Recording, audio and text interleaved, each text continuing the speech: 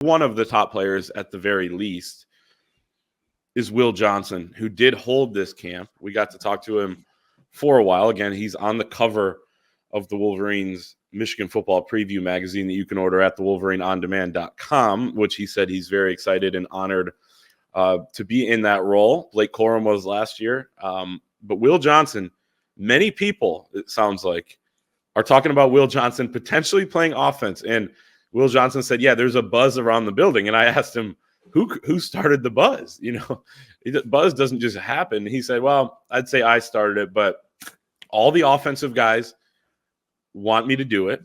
He said Kirk Campbell, the offensive coordinator and quarterbacks coach, seems to be kind of pushing for that. Sherrone Moore is a little more hesitant, as you would expect, out of a head coach, because his number one priority is to make sure Will Johnson plays cornerback at a very, very high level.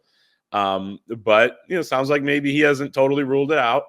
And most importantly, Will Johnson said, hopefully I can do that. Hopefully I can play some wide receiver on the offensive side of the football. And we posted the article about that this morning. Of course, you immediately start drawing the comparisons between him, who wears number 2, and Charles Woodson, who also wore number 2 and had a monster junior season, winning the Heisman Trophy as a primarily defensive player. But he wouldn't have won the Heisman if he didn't excel as a special teamer, a return man, or as an offensive player as well. I think it's, at this time of year, I tend to bet against Alex Orji being a kick returner, or Dan Villari being the next Taysom Hill, or Amorian Walker being the next Talik Woolen, like that sort of thing, because it was May 30th when this was talked about. So I'd bet against Will Johnson playing on offense, or at least playing a significant role on offense. But I would not be surprised at all if we saw Will Johnson on offense. And we're not going to see a lot of him, I don't think. I think it would be probably reserved for some of the bigger games. There are a lot of big games on the schedule, so that would be quite often in terms of what games it happens in.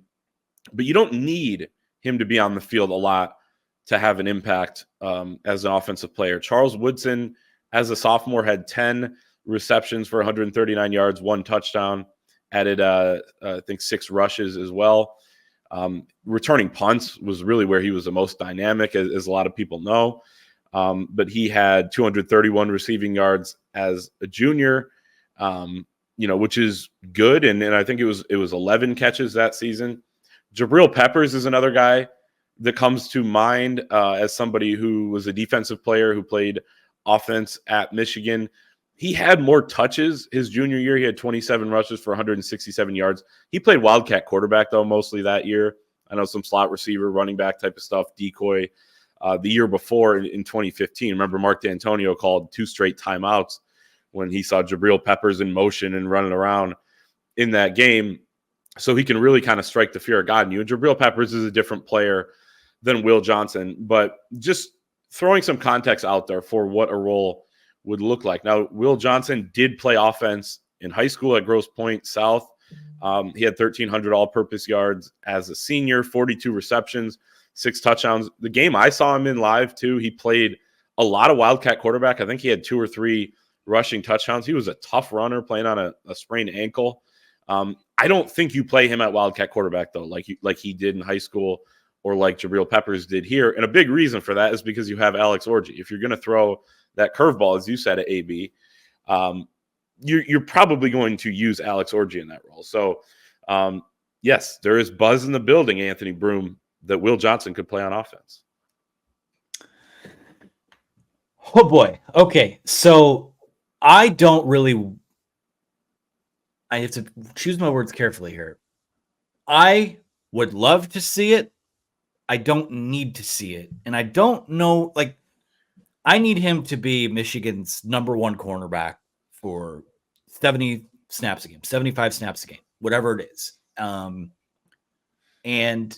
I'm not saying he's a tremendous athlete. He could handle 4 or 5 snaps a game on offense. I have no doubts about that. My question is, when let's just say this does happen, whose snaps is it coming at the expense of? Is it would it be fun to? I mean, he's a tremendous player, and you could tell he was a former or he played wide receiver in high school because you see it in his ball skills. I mean, they're elite. They might be the best in college football. Some people will see the headline, could Will Johnson play offense? But they'll think that Michigan is thinking about turning this guy into Travis Hunter. That's not going to happen because I think that's a good way to get stretchered off the field or taken back to the locker room for an IV because you're dehydrated and cramping up. I think it's a fun idea. I would love to see bits and pieces of it. I don't know that that's something like I don't know that that's a role you start building out for him. I think maybe that's a curveball that you bring out against USC or bring out at Ohio State. But to me, thinking about Will and what he's done in his career, and to be frank, a couple, a pulled hamstring there, a bum ankle here. That I get a little uneasy about that, especially when you look at start to finish this year, the offenses they're going to see, the wide receivers they're going to see. So as fun of an idea as it is, I'm putting this firmly in the basket of, first week of June, last week of May, like discussion point fodder. I mean, all these guys would love to play both ways. I think he's unique enough to where they could make it happen. But if that's an avenue they explore, I'm not super crazy about that. About the idea. I want him to be the best cornerback in college football, to have two legs underneath him as healthy as they can possibly be. Because I mean, if you're running a route over the middle of the field and all it takes is a bum ankle to all of a sudden, okay, well, now you lose him on both sides of the ball. So to me, maybe that's like I'll admit, maybe it's a little bit of like a scared mentality, but I don't know that Michigan is so bereft of playmaking talent that they need to do something like this. But would I like to see it? Would I be interested as hell in seeing them do it? Absolutely, I would. Yeah, I don't think it's a need. I was going to say, you do seem a little afraid here because I think 5 or 6 extra reps. Yeah, it's negligible, And you're talking also about a defense that's probably going to get off the field quite a bit. Like he's not going to play as many snaps as some of these, other really good players on teams that won't have as good of a collective unit on defense, that won't get as many stops, that'll be on the field longer. So, yeah, I don't think you do it at the expense of him, potentially getting injured. Any play you're in on, there's the risk of that. Absolutely. I don't think that Will Johnson is Jabril Peppers or Charles Woodson in terms of what he would bring if he were on the field on offense. But kind of to your point of, okay, well, the expense of taking someone off the field, I don't know that Michigan has a player on offense really in any skill position right now that I would say, you wouldn't, that it would be, devastating to take him off the field for a player too. I just don't. I mean, maybe that's Donovan Edwards. Maybe that is, maybe it's Tyler Morris, but right now it's not proven enough. He had 13 catches. Maybe I'm down. Maybe I'm downplaying it for tactical purposes. Who's to say? Maybe I'm trying to protect them.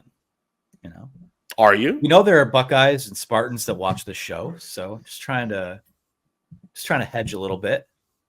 That is quite the hedge, though. That is quite the. But yeah, it was set on May 30th. I always try to point stuff like that out, and I would throw it somewhat in that bucket. But I mean, if Will Johnson really wants to do it, I think like listen, in terms of like how likely is it to happen, this is far more likely to happen than what was it last year then. Alex Orji could be the best kick returner in the history of college football or something like that. That is true. That is true. I would put the percentage much higher than on a scale of 1 to 5. How from the absurd to likely, I'd probably put this at like a 3.5.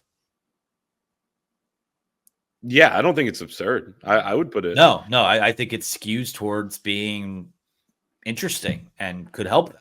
So definitely, we'll see. We'll keep an eye on it. I love hearing stuff like this on May 30th. It's exciting to think about.